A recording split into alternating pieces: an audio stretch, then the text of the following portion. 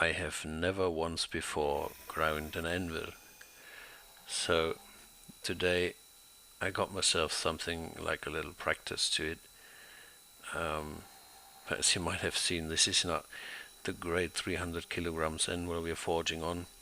This is but a resemblance. It's a 200 grams trinket, um, which fell into my hand while I was roaming the shop for a piece of metal that had to be square and angled. So I couldn't find any, um, at least nothing that was big enough to ground flat. But I found this one. Um, well. So I thought by myself, well, why don't take it? Just try. Looks fitting. Really makes all the right noises.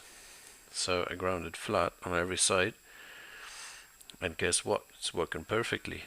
So I use it to hand sand the blades of the little steak knives I do, and for that little ones, yeah, it's pretty cool.